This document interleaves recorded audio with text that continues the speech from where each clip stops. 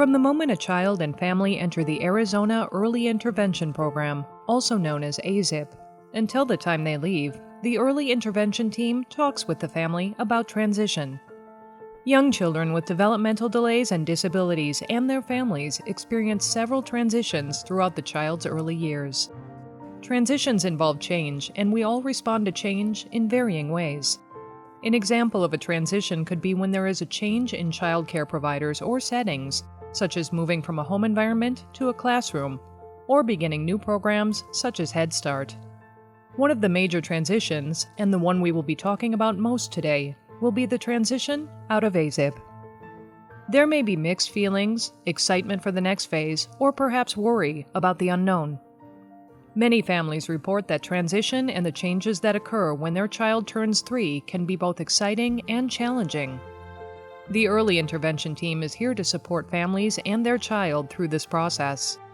The first steps begin with conversations about transition with the family and what they would like to see happen for their child, including what some possible options could be.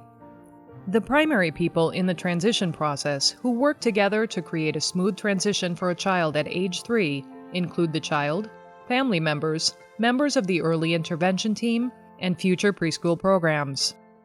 What is transition? There are 3 main activities that make up the formal transition process: the transition planning meeting, the referral to the school district, and the transition conference. Your service coordinator or SC will explain these different activities to you in detail, but here is an overview. The transition planning meeting is a meeting held between the time the child is 2 years 3 months and 2 years 9 months of age to develop and document the transition plan as part of the Individualized Family Service Plan or IFSP meeting. This meeting must be held at a time and place convenient for the family, as well as in the family's preferred language or other form of communication, unless this clearly cannot be done. Referral to school district or sharing information and inviting participants to discuss options. During the transition planning meeting, the service coordinator will explain that unless the parent decides to opt out, the service coordinator will share the child and family's demographic information with the school district where the child lives. If the parent agrees to this referral, the SC will get written permission from the parent to share additional information with the school and/or other programs that interest the family, such as medical records, evaluation reports, and the IFSP, along with other information that may help the school or other programs get a clear picture of the child's needs.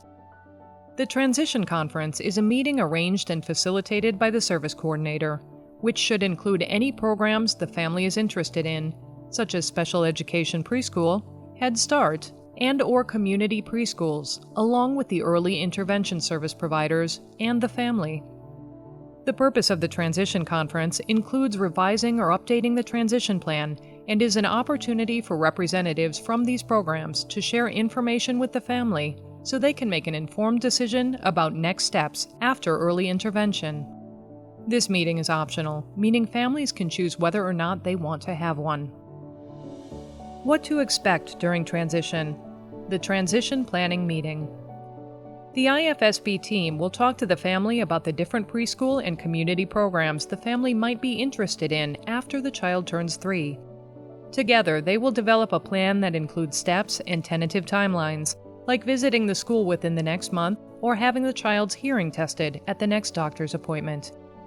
The plan could also include adding 1 or more outcomes to help the child and family get ready to leave AzEIP. In planning for the transition from early intervention to preschool-aged supports and services, transportation questions often come up.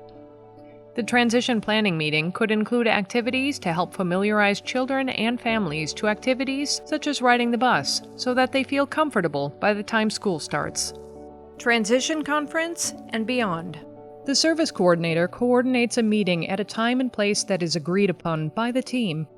At this meeting will be the parent or parents, representatives from the school district, any other programs identified by the parent, any advocates or family members the parent would like to have with them, and the IFSP team. The school and each program present will provide information about their programs. For the school district, this will include describing developmental preschool, any placement options, whether or not the child needs to be evaluated, and so on.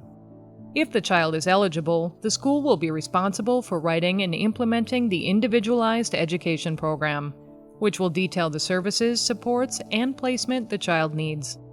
The individual needs of each child will be taken into account during the development of the Individualized Education Program, or IEP, and services and supports will be tailored to fit those needs based on the input from the IEP team, which can include early intervention team members.